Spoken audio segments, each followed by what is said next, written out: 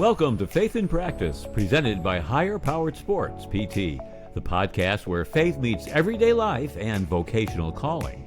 Each episode, your host, Kurt Kessler, and his guest will explore how to live out your faith in your work, relationships, and daily challenges. Let's grow together and discover how to live out your faith with passion and purpose. Let's get started.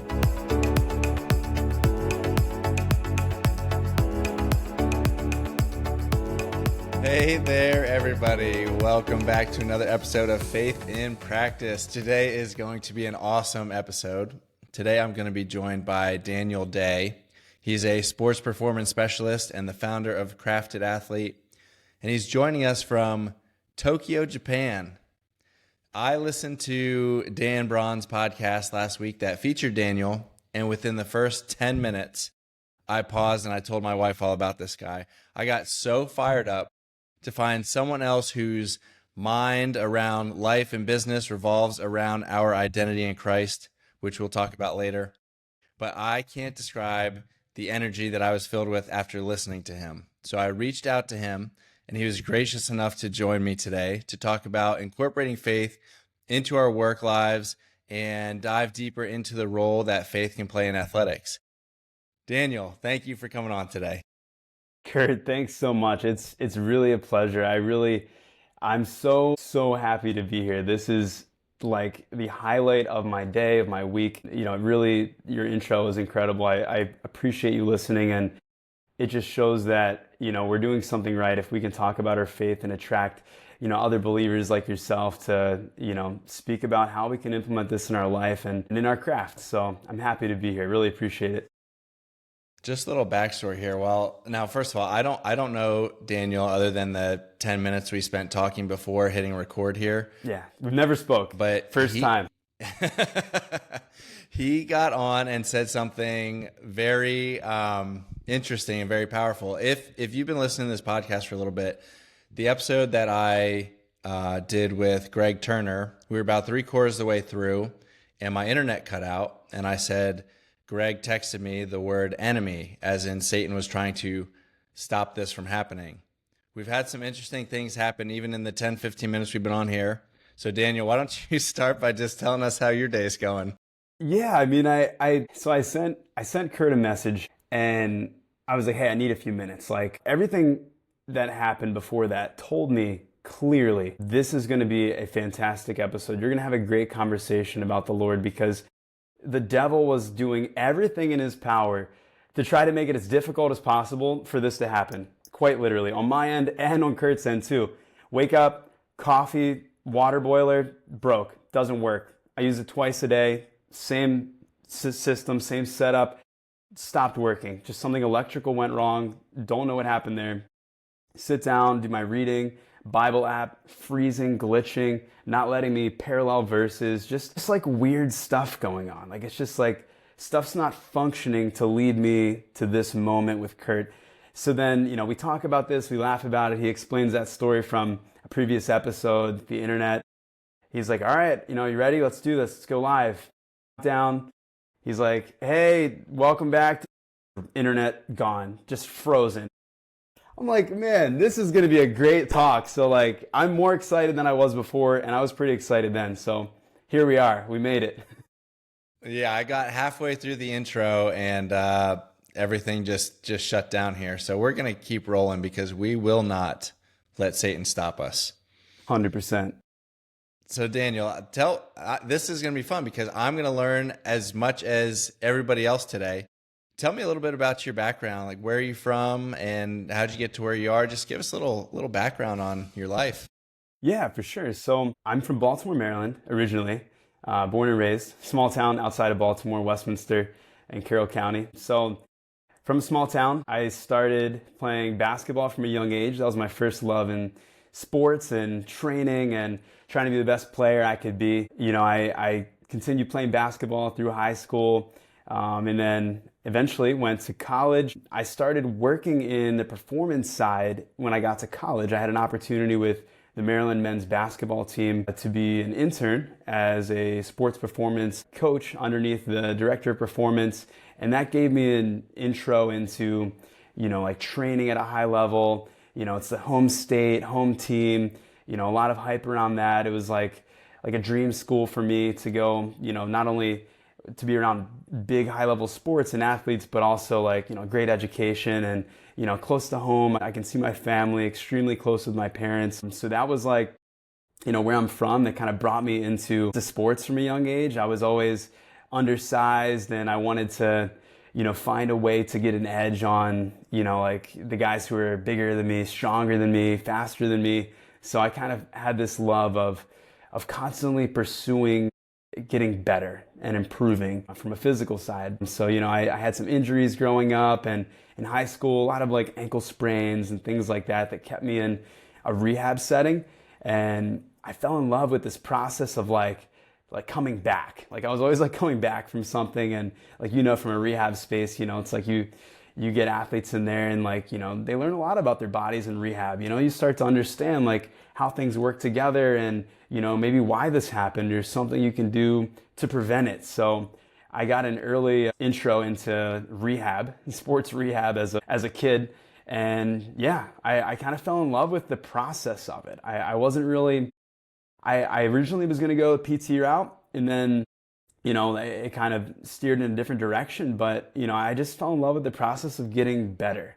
And I think that parallels a lot to what I do today. I had no idea I was going to be doing this as a kid. I thought I was going to be in the NBA shooting threes, and that was my head's trajectory of where I wanted to go as a child. But God had other plans, and I followed along with that path, and it's brought me here. So I guess closing that gap further from Baltimore, Maryland, growing up there, University of Maryland, Tokyo, Japan, some details in between. So after UMD, I had a fantastic experience there. It opened a lot of doors for me to work at a high level in basketball.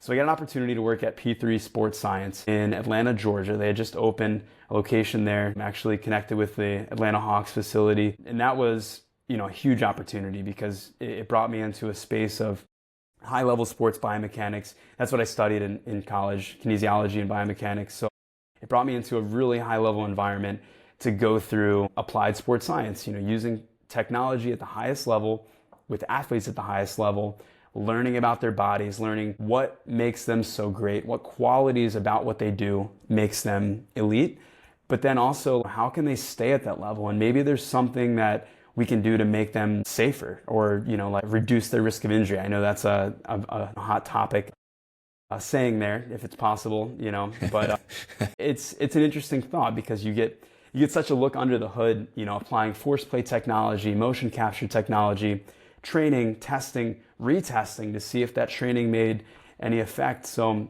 it opened my mind and my understanding to applied sports science. And, from there, it got me into a position where, I was hustling at the time, like I wasn't making a lot of money. I was an intern. I was kind of like on my own. My parents, they couldn't help a ton with that. And, I was like, I had to figure it out. I knew I could always go back home and like, it would be fine. Like, but, I didn't have the, like, hey, here's $100,000 to get your life started, or, I had to kind of figure it out myself. And, I was doing a lot of side jobs there in Atlanta just to like make ends meet and just to keep myself there. Like I knew my fallback plan was to go home, but I'm like, all right, if I'm going to stay in Atlanta, if I want to like make something of this with these high level athletes, like I need to do something else. I was working as an intern. I was, entry level.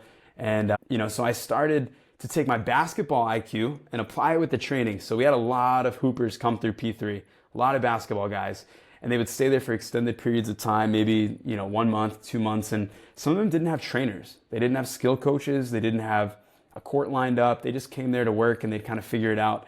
So a few guys, I realized this. I was like, hey, like you want to do some skill work on the court? I got a court. I'll set it up and, we'll organize it and kind of like backdoor these YMCA facilities, to get some court time and, do some skill work, make some money on the side. I started working to do meal prep for athletes also.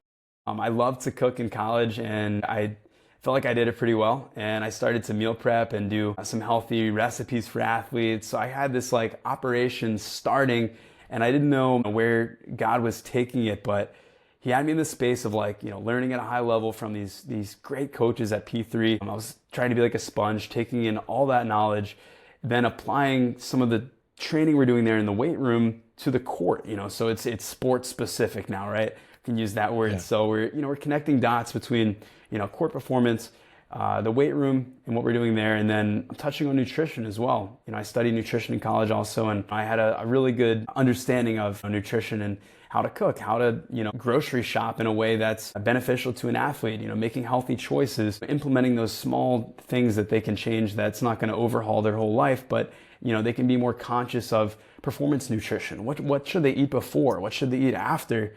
A lot of them they just didn't know. They didn't know what to do. And I was able to kind of step in and, provide them like a hot item that I would sell was, they were these date energy balls, date almond butter, blended energy balls with some protein powder and some seeds in there. And they were pretty good. I put some apples, cinnamon, really, really good. Everyone loved those. So, I bring those pre-workout energy snack, even post-workout, some protein in there. And it started to turn into this operation. So like, I'm like court, cooking, P3, training. It's like developing into this thing. And then some guys would want to go on trips, right? They've got a lot of resources. It's the summertime. It's the off season. They're not just staying in the gym all the time. Maybe they want to go vacation in Miami. They want to go to LA, Vegas. So they're like, all right, like we want to keep training and like do all this stuff. Then eventually a player was like, hey, can you come with me? I was like, sure, I guess. Yeah. Like, I why not? Like, I'll go on vacation with you. But I started to see what was happening here of like, man, like if you can control all these facets in a way that can be optimal for them to like have someone that can, care for their nutrition or at least set that up if they're going to a new city and, maybe they have a house or something that they're renting and you can organize that, that's one thing checked. If you have a knowledge of training in the body, maybe you can set up a gym at the, the hotel gym, you can do something there, or you can contact a facility in that city or area, something that would be like kind of hard for them. It's a little foreign for them. They're athletes. They're playing their sport. They're not, invested into looking for, the right trainer in that city and all that setup. So yeah, it allowed me to apply that right away. I'm like, this is so cool. Like I can kind of work as almost like a liaison manager, concierge of performance. And it went really well. So then from there, it was like, I was kind of going through this off-season period, traveling like crazy to all these different cities with all these different players. And it was going really well from the performance side. And that's where it opened me up to something that was like a spiritual shift of like, here is your purpose. And I'll tell you how it happened. It was when you start to spend a lot of time with athletes, you realize that they're not just athletes, right? It's a Japanese doorbell. Hold on one second. Let me just open this. Sorry, are you able to pause it? And you can cut this out, right? Yeah. Okay, all right, 1 second. They're just going to ring the doorbell.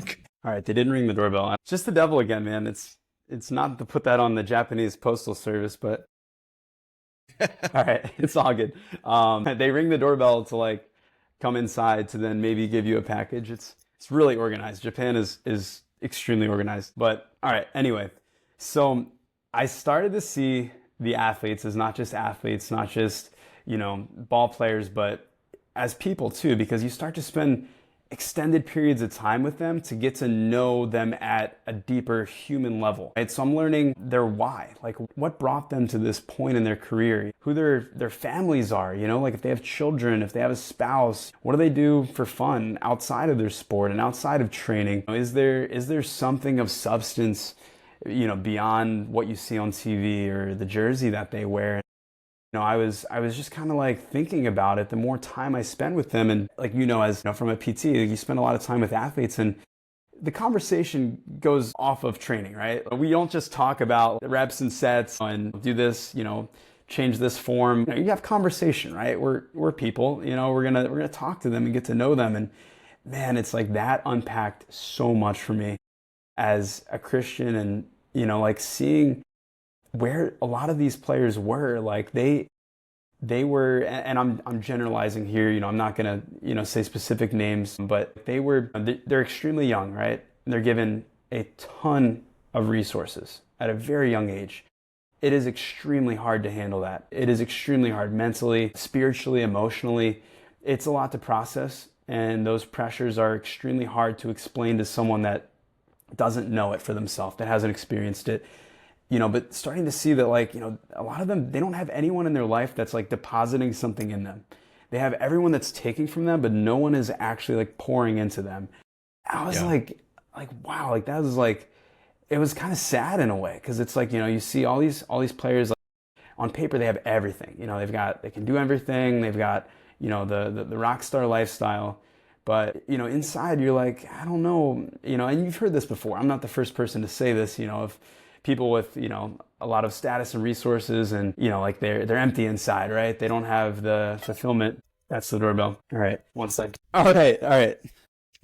Okay, we got the delivery. All right, should be good now. Okay, so these athletes, I could see a void. I could see a void in their spirit, in their life, of something that needed to be filled, and I knew what it was.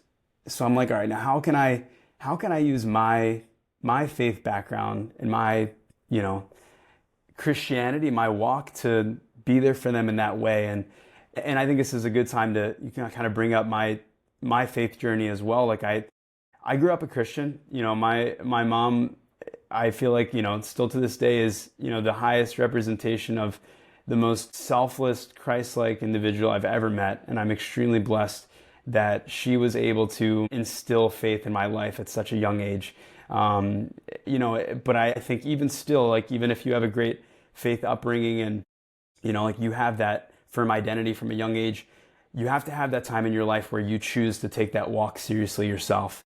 And for me, that was in college. When I got to college, I heard one of the episode previously, like when you get to college, your world opens up, right? You got a lot of choices. You have a lot of things that you can do, a lot of access, and you've got a path. You can choose which way you want to go. And that's when I'm like, all right, God, like I'm going to take my walk really seriously here, be extremely intentional about it. I got connected with a ministry near University of Maryland, and I'm actually still a part of today, Huos Nation World. Huos stands for Mature Sons of God. It's been transformative for my life, and being able to apply these things, because we really dive deep into the Word. We dissect Scripture, and it's Bible study. Everyone there is extremely mature in their faith, and I've been growing with them since I started, in the beginning of college, and that's been a long time now. I'm not going to date myself, but that was a long time ago. So anyway, between my mom, me choosing that path in college, I was at that point in my life where God was like, hey, here you are in the wild of life, time to apply it. I had the skill set to be in the environment with these players, on the court, alone, by yourself. The floor is open. They trust you. That's the biggest thing, is trust. Like the players, they don't trust you, they're not going to talk to you. So I'm already there. Trust is there. Now it's like, hey, it's like, I think that there's something more that is for your life than what you currently have. I think there's something that is for you that isn't going to be taken away. It's not going to change with your contract, with your performance, whether you play well. It's something that's going to be stable for you. And, the talks that we had with these players and, different guys at different levels, but it just opened up so much to where I felt so much calling in that, so much purpose, where I'm like, look, I don't know where this is going to go from here, but this is what I want to do. Like, this is it. And if training is the vessel that gets me there, so be it. I'll do everything I can to be the best trainer I possibly can, so that I can be in a position to have these conversations with these people who are, generally hard to access from the outside, right? Because, their position and everyone's just taking from them, and, they don't trust anyone, rightfully so. And, if you can be there for them in not only a way to, help their body perform and do what they do at a high level, help their spirit, help their mind. I was like, this is so cool. Like, can this be a job? Like, how do I apply for this? Like, I didn't know. I was still young at the time. I didn't know, like, this could be a thing. Like, you can make this a thing. So, from that period, I was in basketball, right? Getting a lot of opportunities in basketball. I had some big interviews with some NBA teams, and, everything just kind of like started to, it would get there, and like something didn't feel right inside. Like, God was like, look, on paper, that might be the next step, but like, I want you to do something different. And, those interviews, they fell through, like something fell through, it didn't go through right, didn't get chosen, didn't get picked, different situations and circumstances. Get married. My wife is a volleyball player. She was like, hey, I want to try to play pro volleyball overseas. I want to give it a shot, like one try, see, she wasn't an All-American in college, but she was good enough to where she could get an opportunity to play pro. And for volleyball, women's volleyball, it's in Europe, right? That's where you go. Europe, Asia. There wasn't anything in the States.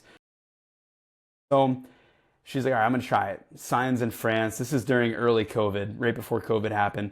She's in France, does pretty well. Things go well. And she gets an opportunity to go to Italy after that. And, at the time we're doing like kind of this long distance intro to marriage, which wasn't ideal, but we figured it out, and we were stronger because of it. And I was still working in Atlanta at the time, and then when she goes to Italy, another big interview fell through, and I was like, all right, I'm just gonna go out there. God's telling me to go out to Italy, go visit her and see. Is that the win there? Sure is. Crazy. The amount of interruptions that we've had. This is literally like Paul in the prison type stuff, like crazy. Well, all right, that's awesome. I'm just like looking. I'm surrounded by windows in this room, and I'm just seeing like trees. Like I heard something snap out there. I'm just making sure nothing's coming through the window here. My goodness. Wow. That is awesome. I mean, like, I mean awesome in like the way that it's like just the last hour has been insane. All's good there though, right? You're okay? Everything's fine? I'm good. Okay. I'm good. All right. So I go, interview falls through. My wife's in Italy. She just signed a new contract there. God's like, just go out there and see what happens, and we're in a place where, it's like uncharted territory. I lost you there. Are you still there? Can you hear me? Yep, I can hear you, but the video's out. Oh, there we go. It's coming back. Yep. All right, we're good. Okay. So my wife moves to Italy to play volleyball, and the Lord is just calling me to just go out there and just see what happens. Like there's going to be something out there, and I really didn't know. I had no expectations. So I went out there and, immediately start to look for like a facility for a gym or something, and just kind of see what happens after that. So lo and behold, I find the only like sports training facility in that entire region of Italy. Like this is a unicorn. It's not like the States where they're everywhere. It's very rare. So I go out, I meet with the guy, super cool guy. We connect right away. He's like essentially just started this gym to build this like American style training of, introducing like these sports science principles, that he's like learning about from, America. So it's like me coming there, he's like, oh, it's kind of like this divine thing of like, you're here and I'm trying to build this. And like, it was just like, you can't make it up. So, fast forwarding there, I start to do some work there, need to learn Italian, how to train people in Italian. I start to do some stuff with him and, help him out while I'm living with my wife, and she's playing volleyball. It was just such a beautiful year of discovery, and that opened me up to it was a lot of temporary contentment, to where it's like, all right, I saw like what this season would look like with my wife, helping someone out with their gym, living with my wife. It's great, but I still had on the back burner this like deeper purpose of something I wanted to apply. But I'm away from basketball, I'm not in the States anymore. Like, what do I do? In Europe, soccer is king. The world of soccer is completely dominated as the top sport, and it's not even close. This city had a football team, and some of those players would come to train privately at this facility during the week. In between matches, they'd come and they'd do some training here. So all these players, they're international. They all speak English, most of them. So, I would be there, I'd talk with them. Eventually, I would actually start training their spouses and their family that they had with them, because they all spoke English, so it was perfect. Here's the English guy, work with them. And then eventually, I got to work with one of the players, like one of the guys. And, I knew nothing about soccer. Like I didn't, I had no experience in soccer performance, but I had experience, in a multi-sport setup at P3, understanding sports biomechanics, principles, the demands that they face, and, a good understanding of biomechanics. So, I started to work with them, and they're like, wow, like, this is good. Like, I really feel good. Like, I've never done any of this stuff before. And, we weren't doing anything like, there's no magic exercise, but, just kind of like periodizing their training in a way that reflected, what they were doing that day on the pitch, like what they were doing in their match, learning their position, learning what motor skills came naturally to them, looking at things that maybe they could improve upon better. And, it became this like learning experience for me too, to kind of understand a new sport in a new way, but apply those same high level principles to them at their level. And it just turned into such an operation. Went from one guy to, he told another guy in the locker room, another guy, and I had this little group that I would train every week, and it was great. I loved it. And then you go to their match on the weekend, and like it was insane. Like it's like, NFL, like the crazy fans of like the NFL, but the whole stadium is crazy fans. Insane. Yeah. So I'm there, like I'm watching like the guys who I work with and know play, and it was beautiful to see. So then we're joining the worlds together here. It's gonna make sense. I find myself in the same situation I was with the basketball players, right? I've spent enough time with them to where you're starting to, they trust you, you're a friend, you're talking about things that aren't about training. And I started to have the same conversation with each of those guys individually. It was about 6 of them at the time. I was working privately one-to-one with them. So we're going, and it got to a point with each one of them, asking them about their faith. And this is Europe, right? This is Italy. You're either Catholic because your grandparents are Catholic, or because that's just like the default. Having a faith journey or a faith identity in Christ, and that was very, very rare, extremely, extremely rare, especially for people that are our age, like a younger generation. So it got to a point with each of them where I started to ask about their faith. And I found out they all had a faith background. They weren't Italian. They had mixed nationalities, but they all had a faith background.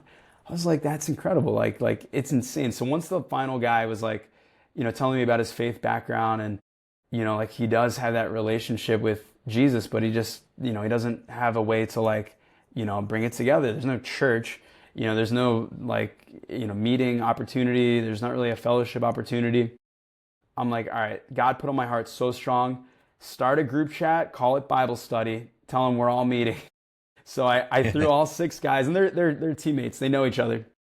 Threw them all in a group chat. I'm like, look, we're meeting for Bible study at this guy's house. And they were all like, we're in, like, let's do it. And it was so cool, like just to have those guys together. And, that's when we really started the identity series that we went through. And this was completely Spirit-led, and I had talked to my pastor about it, and I felt completely comfortable, equipped, and able to speak to these guys and disciple them in a way that I had spent enough time in my career to understand where they were, the pressures they were facing, and the choice that they had in front of them. And it was so incredible to see what the Spirit was able to do with these guys, and how we were able to have these deep talks about identity and the man under the jersey. And they were all in this journey to like, they were playing at a high level. This was a good team, but there's so many clubs in Europe. None of them were close to the top of the mountain, right? So they're all like on this race of like desire to like be better, to push for a higher level, bigger contract, bigger club, bigger light, so they all wanted to get somewhere. But this conversation brought us to like this identity and this focus on where they currently were and how they could be effective in the space that God currently had them for a reason. And it really got them to look inside of themselves and be like, look, I'm here for a reason. Our roads, our paths have crossed. Right now we're here. What can we do to maximize that opportunity for the kingdom? How can we ground ourselves currently in the situation that we're in? So that was, a big point. And then another point that we drove home was, are we living a life worthy of the calling that we've received? So between those two things of making the most of where they were right then with everything that they had at that moment, and then asking themselves, are they living a life worthy of the calling that they've received? That was where we grew from. We looked at scripture, we talked between each other, we dissected things, and we unpacked this identity that we had in Christ, because they had this identity from their team, from their jersey, from their contract, from their agent. That's the identity that the world has given them. but it can change. It's very futile. Like, that identity can come and go very easily. It can be stripped of you, and if you put your weight in that, like it's going to be rough when that identity shifts, and Yeah. it's a dangerous walk there. So we're in Europe running this back. My wife signs another contract in Italy. That group of guys is like, we got to run this back. You're coming back. So I knew where I was going the next season. So I stayed with my wife there, which is, fantastic, to spend time with her, doing amazing in her career. She's climbing the ranks, doing really well. And then, from there, I started working more privately with these guys, went on trips with them in the summer, handled their off season, and then that next season, my wife actually went to Asia. She started playing volleyball in Asia. She got a great opportunity out there. And then, I stayed back with one of the players actually, and I lived with him. Like it was me and him in his house. We built a gym on his roof, and that's kind of where CRFTD Athlete like really took hold, because it was the opportunity to completely apply everything that I had prepared myself for, that God had prepared me for in my life at the highest level. It's like, all right, here you are. You have someone who is willing, able, and available spiritually, physically, mentally. And there you are. You have all the tools in front of you. What are you going to do? And man, like this is like, I get emotional just thinking about it. Like he's like one of my best friends, like to this day, like we talk all the time. We actually have a call later today. We talk every Monday and Thursday for Bible study, and I'll help him with training and everything. But like we had so many great talks. We would go upstairs to train, and we wouldn't even get to training. Like we would just be sitting talking about our faith and talking about something like about our spirit. And I started to then realize that there was so much more of an effect size in performance training and performance development, in having them grounded spiritually and mentally, than any amount of sets and reps that I could program perfectly. I could have everything dialed in nutritionally, everything could work perfectly, but if they didn't have those details right in their spirit and in their mind, they weren't going to play well. And I saw it both ways. Man, like that, I need to lean into that just as hard as I am the sports science, the training, the methodologies around in-season training, microdosing, you name it, like extremely important things. But I needed to press into the mind and the spirit just as much. So I think that kind of brings us to... It's time for Word Up. Yeah, we're gonna do Word Up here a little bit early today, and I'm gonna invite Daniel to share that verse, or share a verse that led him into his business. And I like to do this to give people a glimpse into how we are led into what we do. So go ahead and share with us, Daniel. Absolutely. Time for Word Up. So this is Ephesians chapter 2, verse 10. This was the verse that solidified taking this from an idea into a reality, into, like, I don't like to use the word business, but it is a business. Like it's something that I'm doing. It's my craft, so let's pull up Ephesians 2:10. Ephesians 2:10, my favorite version to look this up in, they all say it beautifully, but the ESV kind of drives it home in a way that hits each of the pillars that I go through in the program that I give my athletes.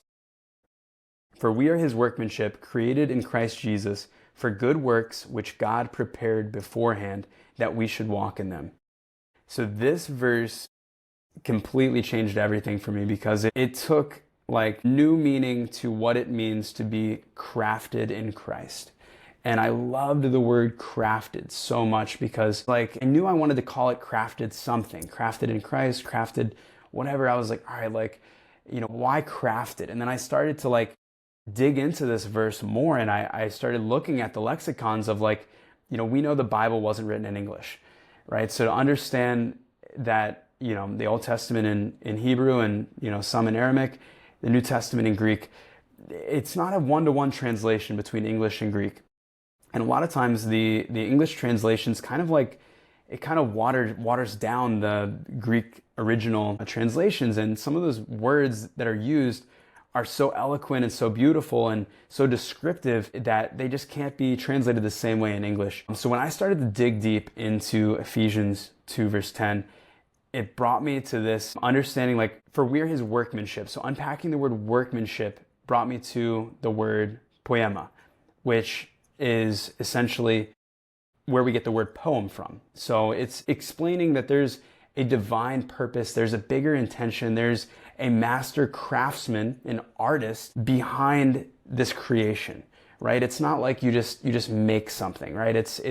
There's specific intent and design behind it that is something of art. It's where we get the word poem from. The only other time that Paul uses this word is actually in Romans 1:20.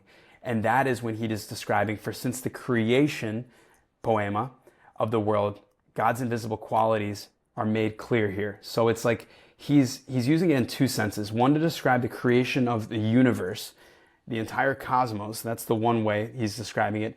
The other is us.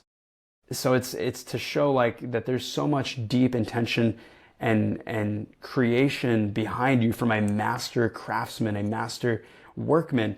That's where that verse really spoke to me. But then going even further, for we are his workmanship, created in Christ. So the word created is kitismo, if I'm saying it right. So that essentially is, hold on, I have it pulled up. Here to make sure. So kitizo. I can put all the spellings in the notes. Kitizo is the Greek word for created. Understanding that is implying like when you found a city or when you like create something, as far as like, like a city or a group of people, it's big. It has a lot of inclination of, like a big operation behind it. So it's really where purpose meets action. There's a purpose that's called on your life, and then there's an action that follows through. And then to finish up that verse, that we should walk in them. It's like this is our calling, this is our walk. We're already crafted, we're already created. We have these things in us now. It's just us walking in it. Like that's our next step, is taking that step forward, is walking in that. And for me, I was like, I want to craft athletes in the weight room, right? I want to be their coach and their performance, their recovery, their nutrition, but it didn't stop there. Like I wanted to be someone who gave higher purpose and intent to their life, their spirit, their mind.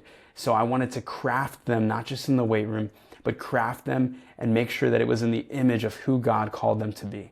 So that's where I got Crafted Athlete. And then to go a little further into the logo, it's not spelled the same as normal Crafted. I was like, all right, I want to do something different. I don't want it to just say crafted, like Kraft macaroni and cheese. Like the word craft is taken, right? It's like, I know that's with a K, I think, but it's like, craft was like, it's a lot.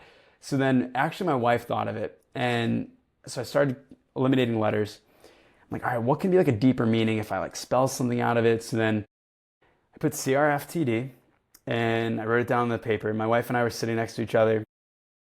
And it kind of hit us both at the same time. We're trying to think of something that was impactful, that was like a foundational principle of what we believed in. Christ rose from the dead. The single most important thing that is the substance that our faith is built on. That act of the finished work at the cross, Christ rising from the dead, is what makes all of this true. And I was like, all right, that's it. That's what we're doing. Right, we're there. running with it. Yeah. Jeez, I just I haven't said like a word this whole time. I know. I feel kind of bad. It's like no. No, but it's because nobody can tell the story of your heart better than you. And so I have no reason to step in. I have no reason to interject, because the way you're just telling the story of your life, the story that God has crafted for you. And it needed no commentary from me.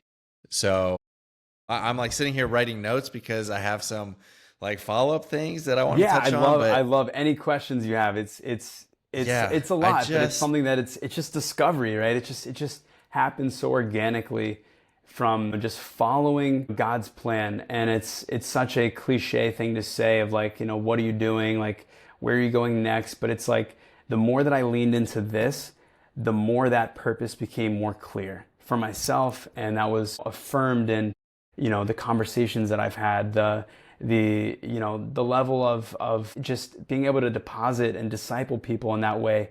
These conversations, it's like, all right, like that's confirmation you're walking in your purpose. Yeah. And we could probably talk for 3 hours plus. Gosh, I love everything that you said. So just a little bit about me, so anybody listening, again, we haven't met each other until 10 minutes before this call. Right. So you grew up in Maryland, Baltimore, Maryland area. I'm currently in Lancaster, Pennsylvania, so about an hour and a half north of there. Nice. Basketball was also my first love. I started playing at age 4, played all the way up through high school, decided not to. I may have been able to play D3, but it wasn't worth it to me at that point. Went to school for athletic training. Anybody who has listened to this podcast, especially episode 1, where I kind of go through my backstory, kind of knows that I've had like a roundabout way to get where I've gotten. And I thought it was because I was making mistakes, but it was really because God was leading me to different areas for different reasons. And so I always wanted to go PT, took the wrong step coming out of high school, did not go into a PT program. At that point, you can't really just transfer into one. So I went for athletic training, never planned on practicing as an athletic trainer. I thought I would just get the degree and go to PT school. I applied to 15 different schools over the course of 4 years, got into nowhere. So I worked for 4 years as an athletic trainer. Couldn't figure out why this door that I was so passionate about, that I felt like I was being led to, I couldn't figure out why this door was staying closed. Messiah College at the time, now Messiah University, Christian college up here near Harrisburg, I started a PT program. And I couldn't figure out why I was not getting into any PT schools, and it's because the school that was meant for me didn't exist yet. Wow. So I applied there. I got my one and only interview, one and only acceptance offer, and I took it and I went there, and the experience was incredible. I loved our class, mostly a class of believers, and we just connected in a way that like we're all going towards the same goal. We're all pulling for the same thing. We're uplifting each other. We're meeting each other in faith to pull each other along to get to the finish line. I ended up meeting my mentor there, and she encouraged me to pursue a sports residency, or a residency. I chose the sports residency. She was my mentor in the sports residency program. Got through that, and so I worked in the traditional outpatient PT setting for like a year and a half, and I was so unsatisfied. It was my big lifelong goal to be a PT. I kept pursuing more and more, I don't want to say degrees or credentials or whatever, but just like my focus is God gave me a certain ability, and it's my job to maximize it. So again, you talked about your drive to improve in various aspects of your life. I feel the same exact thing. Like any day that I'm not trying to improve is like a wasted day to me. True or false, I don't know, but that's how I feel. Yeah, 100%. And so that drive to improve, and I get to this spot in my career and I'm like looking around. I don't really love it. I'm not fulfilled in it, and I'm kind of down because like I spent 10 years pursuing it, and then I get there and I'm, something's missing. Right. And so I'm trying to figure out what to do. I'm not sure what the options are. I never wanted to own my own business, and we're actually doing, and I apologize to anybody who has listened to all these episodes because you're getting like 3 or 4 episodes all mashed into one, but I'm sitting there. Our church does a Maundy Thursday event at our church before Easter. And that year it was like they had different stations of like leading up to Jesus's crucifixion. And so you sit at each station, you reflect, you go through a couple prompts, and Like I'm just imagining what it's like to be Jesus at this time. And I have like 6 tissues and they're all like soaking wet because I'm just like crying the whole time. And I get to this one station. It's actually the last station. It's when you come out of, it's a pitch black tomb and it's just like almost like a waiting area where you can just kind of sit and reflect. And I was sitting there with my eyes closed, soaking wet tissues. I still had snot and tears all over my face. And I'm praying to God because I'm so miserable in my career. And I just say, like, God, what are you trying to tell me? What do you have for me here? What do you want me to learn from this experience? And the response that I got, I had my eyes closed and I see 3 doors and I'm looking at each door and each door is closed. And I said to God, I feel like I'm trying to walk through doors that aren't open. And the response that I got was, the door I have for you hasn't been open yet. And so then I think back to the 4 years I waited to get into PT school, not understanding. Right. The door wasn't open yet. Same thing. I run into this roadblock where I'm plowing ahead, trying to improve, but also like seeking God's will at the same time and still running into this closed door.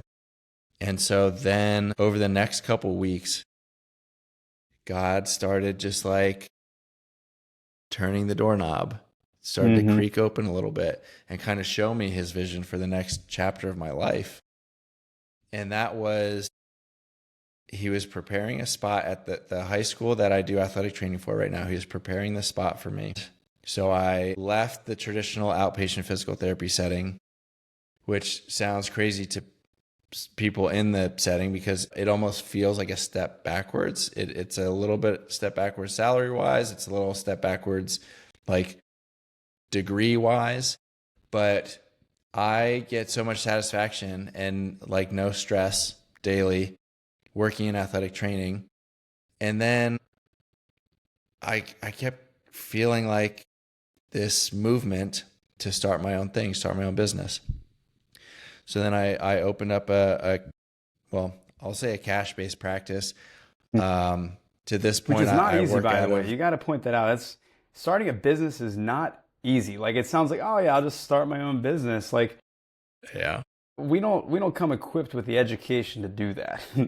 Sadly. That's exactly right. And I'm sure anybody from the outside, step. whether it's a huge, I didn't realize how big the step was at the time until I'm in it now and see how difficult it is.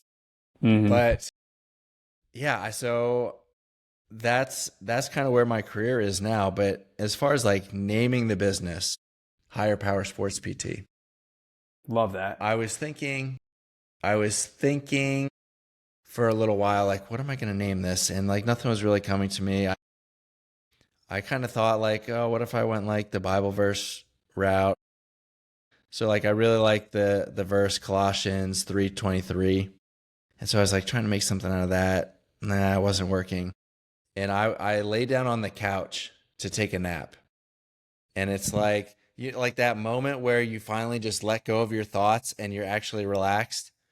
And the phrase higher power came to me and I was like, oh shoot, you could use that for like sports. You could use that for higher power. Like, right. And then it came to me as Higher Power Sports PT. And so, isn't that the best feeling? Like when you knew like at that moment, like you're like, boom, that's it. Like, that's it. Yeah. Let's do it. Yeah. So like when you, on Dan's podcast, when you talked about CRFTD Athlete, like I love sharing the stories about like, as simple as like how the name came to be. And so that there's just so much behind that. The other thing I wanted to say, the other connection here, Atlanta, my wife, this was kind of a big point in this was before we got married, but in our relationship. So she's a dietitian and she had to do a dietetic internship. And so she was matched with Emory University in Atlanta. So she lived down there for a year. We have family down there. She loved it. If not for our relationship, she would probably still be down there. So when you said Atlanta, like there are just so many connections. And that was between where us I here. worked, was inside of Emory Sports Medicine facility. Get out. That's the name of the facility. Yeah, yeah. It's not on Emory's Jeez. campus, but it's the building is Emory. That's awesome. That's nuts. It is really crazy. So there were a couple things that really stuck out about your story to me. There are two things I want to touch on. I forget how you said it, but basically like working for God in the present, like you're marrying your purpose with your interests and all of that, working for God in the present, but still like striving to be your best for the future. That's something that I struggle with really a lot in this phase, because I'm like, part of my brain is nonstop 24/7. Like, we talk about business. I'm in it like just over a year now, and I'm still not very well established. And I would say part of that is because of trying to prioritize family in this season, which can be used as a reason or an excuse depending on the motivation for each day. But like part of my brain is like, how do I push this business forward? How do I, make this into like a full-blown, full-time thing someday? How do I make it what I want it? But then also just like sitting in the present and sitting in the present and looking around and saying, God, what do you have for me here? Instead of me just trying to push my agenda or push my will, like, how do I sit here and say, God, your will be done. Use me how you want me, and just being content with where I am. Wow. And that's so good. It's a very big push and pull in my life right now, especially my spiritual life. And like, so I'll ask these questions to God. And sometimes I'm met with a response. Sometimes I'm met with silence. This morning I was met with a response. We took the boys today and we went and did some stuff as a family, and we're sitting at this local, it's like we'll call it a restaurant, but it's really a creamery for ice cream. And we went outside. It's 11 o'clock in the morning, sunny day. There's overlooks a farm, and we're just there like eating ice cream together as a family. There's music playing, and I like started to tear up a little bit, because I'm like, how can I be so ungrateful with like wanting more? Right. How could I have every single thing any person in this world could want right in this moment, yet most days I'm wanting or trying to push for more? And that is a really tough realization that's happening in my life right now. Have you experienced anything like this, either in your life or when we talk about business and your business? What is that? Can you relate to that at all? Yeah, like, you couldn't have said it better. Like, it's the amount of connection that brings to my life is so strong, because it's it's wow. Like, I just cannot tell you how close that is to, some situations that I'm in. Like, we want to be better, right? We're constantly pursuing how to be better. And like, it sounded like that was, how you started your career. That's what brought me to my point. I am always forward thinking, like, so much. Like, I'm so far ahead in my to-do list, my productivity, like, and it drives you to a point where you're like, man, I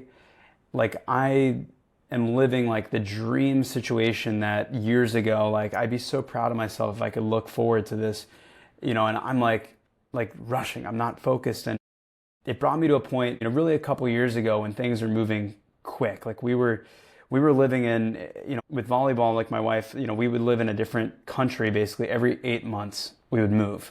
So we're constantly on the road. We're constantly moving around. When we're not doing that, I'm traveling with the players. Even during that season, I'm traveling with the players. It's so hard to stay grounded in the moment, because you're constantly on the move. Like, with my business, I'm always looking forward to other things, other ventures and things like that. And it's an ambition that can be almost like a kryptonite too. Like, it can take you away from the present, and you're constantly looking forward, and you're not grounded in what is there. So I was like looking for strategies and like trying to figure out a way out of it. And then about a year ago, I started really understanding gratitude in a way where I did a study with this player that I was living with.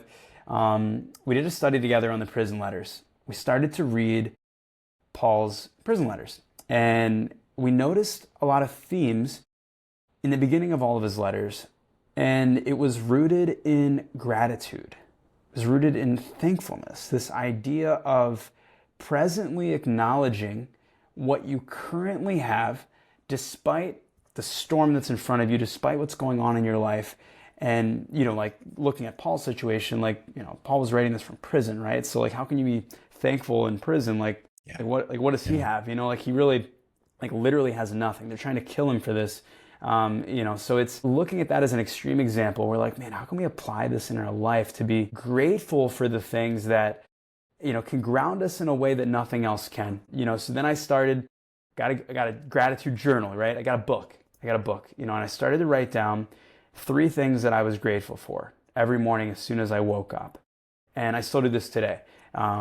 It's incredible how God opens opportunities for you to preach and disciple people about things that are the things you struggle with the most.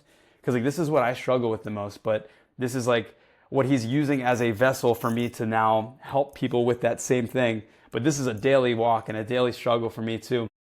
So I wrote down 3 things I'm grateful for.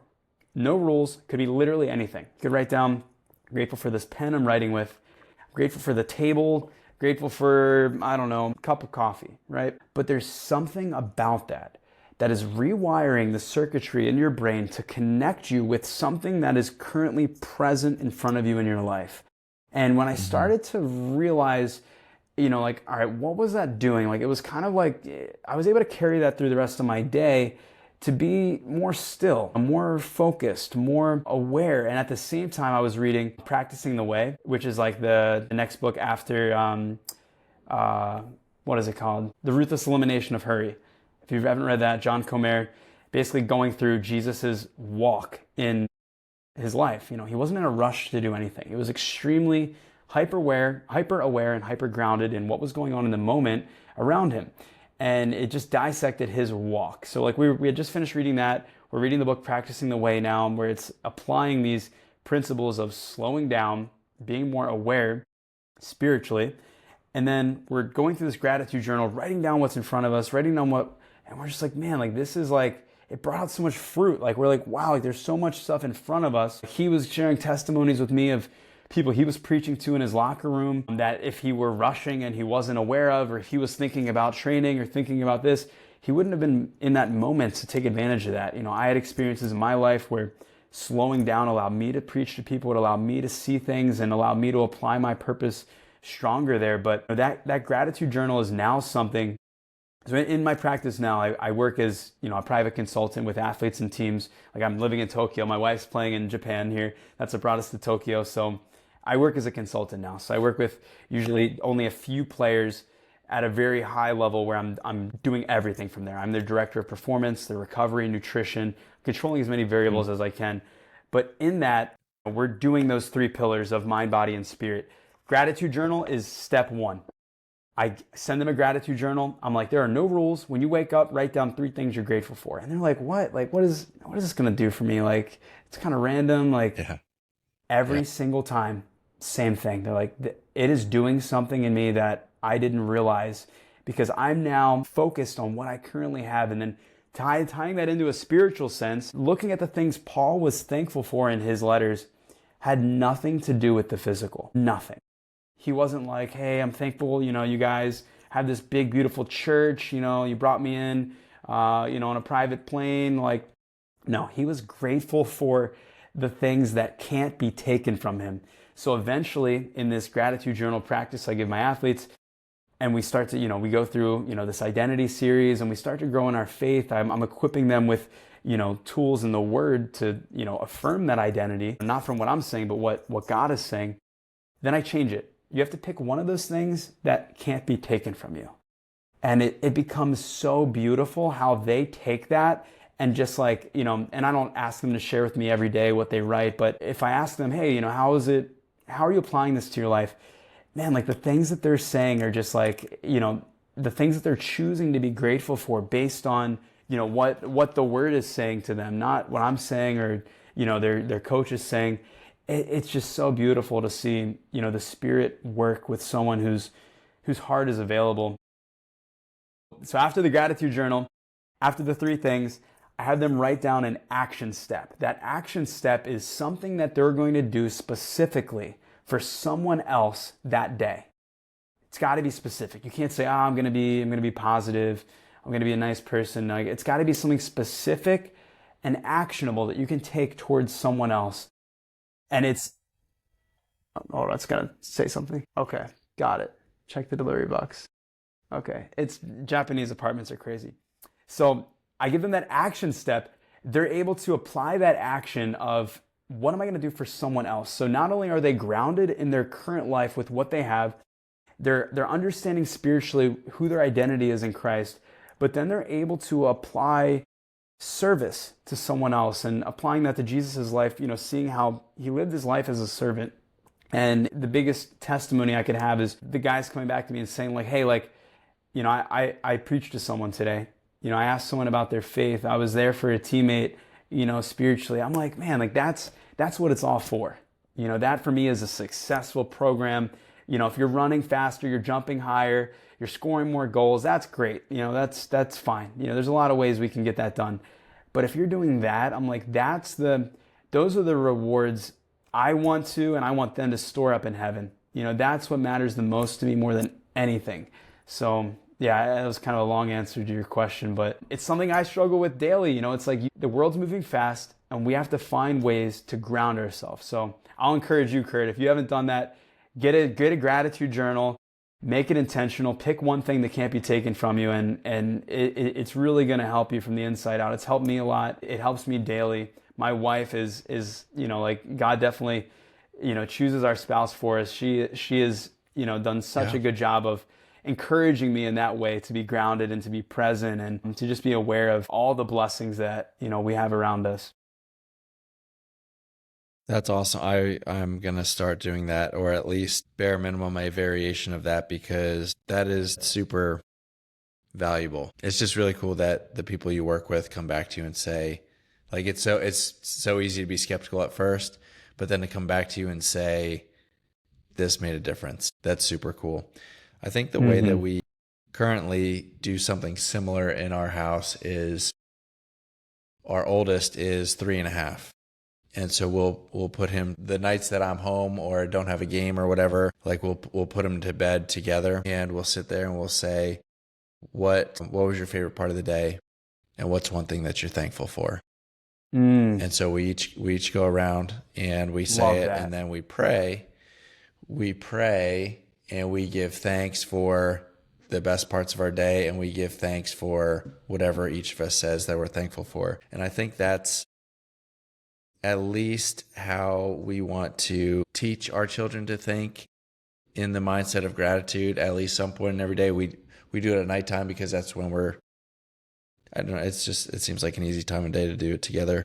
Yeah, but that's beautiful, because that is like you're getting them to think about it, just the act of, and like I've done a lot of research on this. I know actually Huberman just put out a podcast about gratitude, like ironically enough, like, getting into the science of it, of what's going on in the, neurocircuitry of it. And, the act of thinking about it, there's so much power in that, in making that connection in their brain of, like, what am I grateful for? Man, that's so impactful for them at that age to be able to, like, do that on the daily. That's beautiful. Well, and this is kind of challenging me, because I'm thinking, how do I apply this with the athletes that I'm working with at the school? How do I apply this with the clients that I work with in the physical therapy setting, or the sports PT, sports performance setting?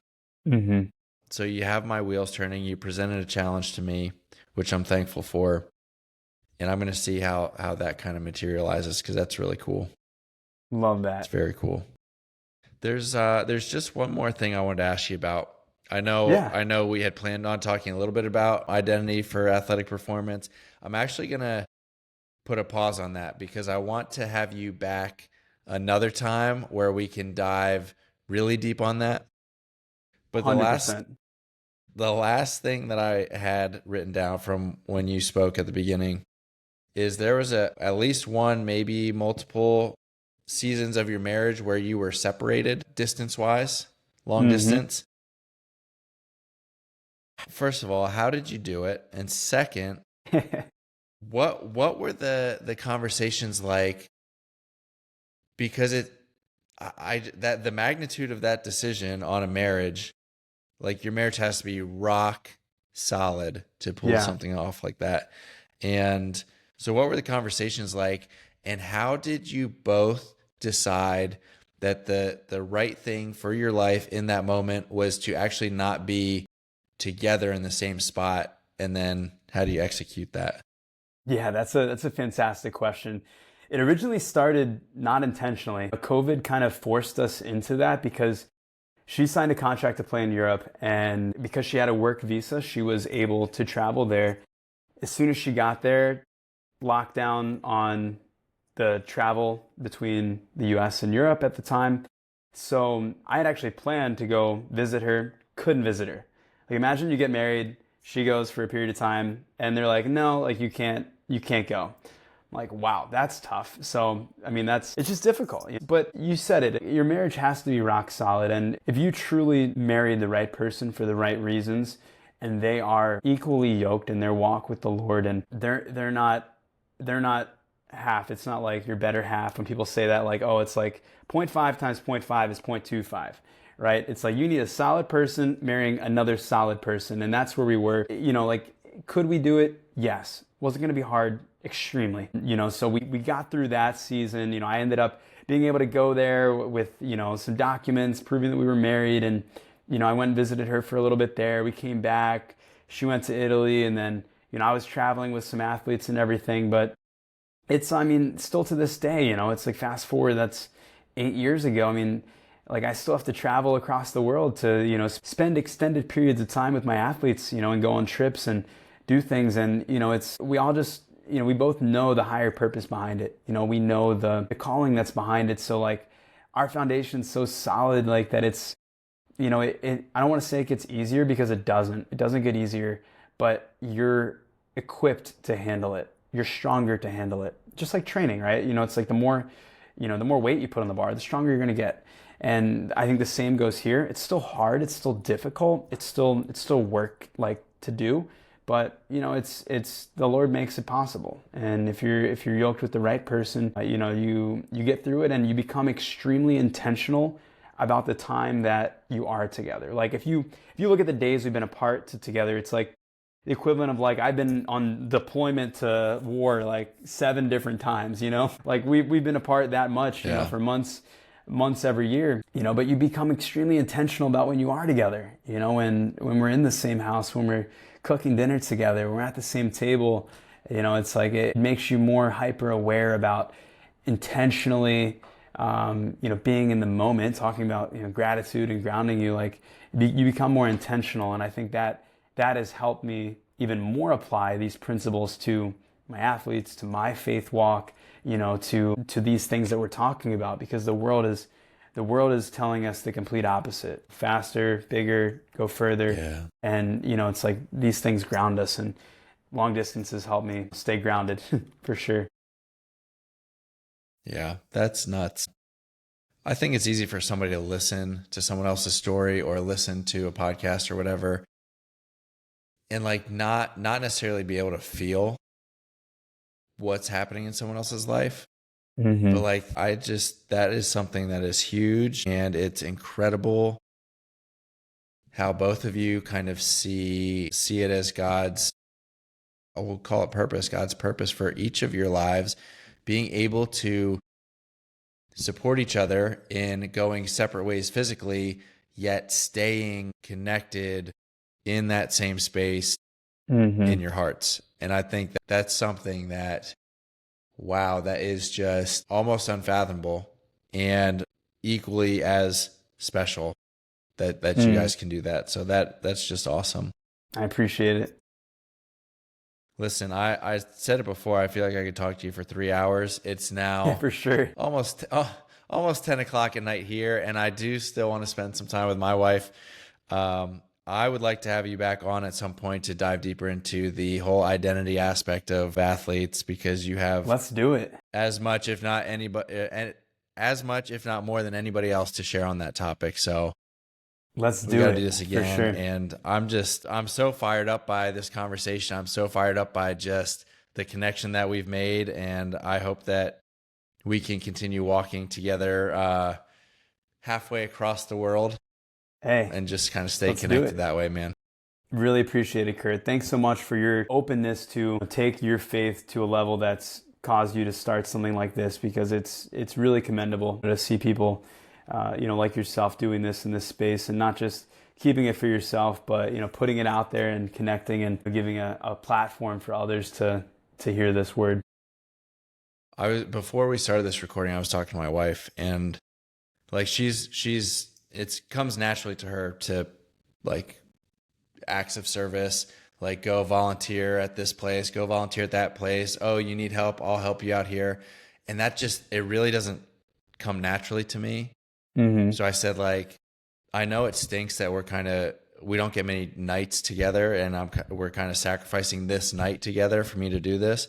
But this is my version of that. This is how God has put it on my heart to help advance his kingdom, hopefully. Wow. Love that. So yeah, that's really the Higher Power podcast side, where I talk about like sports medicine stuff. Like, that's more my community outreach professionally, but this podcast here is my mission spiritually. I'm hoping anybody listening can take something from this. I took so much from you. I'm so incredibly grateful, and I'm so incredibly blessed for this opportunity to meet you and to have you come on here. If and when, as soon as I start my gratitude journal, number one thing is thank you for connecting me with Daniel Day, because I appreciate that. I'm telling you that this is like life-changing. Feels like a little too big of a phrase, but definitely something that is going to catapult me forward spiritually and professionally, being able to connect with you. So that's awesome. If people want to find you or connect with you in any way, where can they find you? Yeah, I guess the biggest platform that I use is Instagram, CRFTD.Athlete. That's where I'll share, just kind of day-to-day stuff, what I'm doing, who I'm working with, any like products I endorse or things that I use with my athletes. So I'll kind of share pretty much everything on Instagram. I've got a website that's almost done right now that'll just kind of have like a little more expanded view of, like what I offer and, some athletes I've worked with. And that's pretty much it right there. CRFTDAthlete.com eventually, and CRFTD Athlete on Instagram. Well, thank you one more time for coming on. This is awesome, and we will do this again for sure. Oh, thank you, Kurt. I look forward to it. Let's do it. Episode 2 coming soon. Yeah, part 2. All right, that's going to do it. Part 2, I was thinking that, yeah. That's going to do it for today's episode of Faith in Practice. Once again, thank you to Daniel Day for joining us today. If you are looking for ways to connect, I will have Daniel's information in the show notes. I'll have my information on the show notes. Or you can find me on Instagram at Higher Power Sports PT. Thanks, and we'll see you next time. See you next time. Thanks for joining us for today's episode of Faith in Practice. We hope you found inspiration and practical wisdom to help you live out your faith on and off of life's playing fields. If today's conversation resonated with you, be sure to subscribe, rate, and review.